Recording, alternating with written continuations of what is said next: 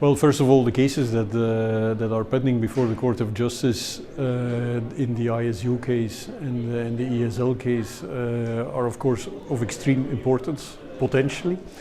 If the court in its upcoming judgments is going to follow the opinion of the Advocate General, this could very well signal the end of the project of ESL in its current form.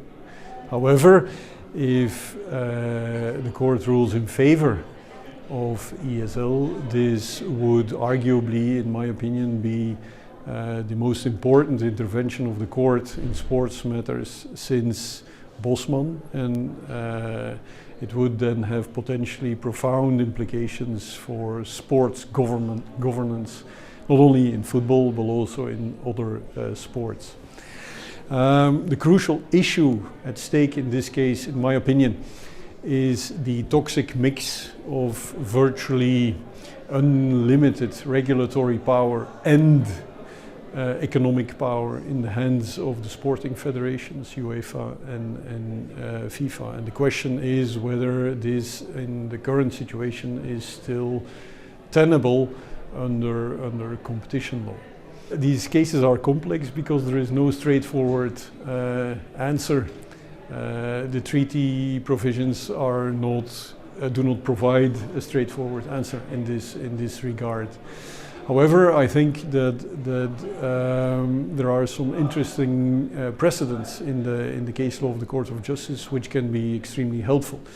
And then I refer in the first place, of course, to the cases of Bosman and Meka Medina, which made it clear that European law and even competition law can unequivocally be applied to the rules of the sporting federations. And then secondly, we have, of course, the judgments of the courts in Luxembourg in the Motorway case and the pending ISU case, where the Luxembourg courts indicated that in similar circumstances that a system of prior authorization by a sporting association could under certain circumstances be considered anti-competitive. In my opinion, these precedents should be followed in this case as well. There is currently no system or no procedure, no criteria concerning the prior authorization obligation.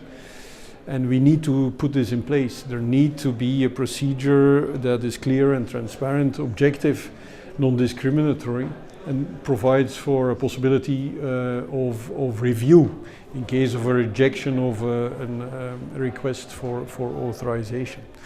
Currently that is not in place, so that needs to be put in place. And then the question is if we can envisage such a system in which FIFA and UEFA can maintain this mix of regulatory and economic power, or whether we will have to separate these two because of the fact that it might be that it is simply in the current situation impossible for FIFA to avoid the conclusion that it would be deemed to or induced to commit an abuse by simply referring too much to its economic considerations.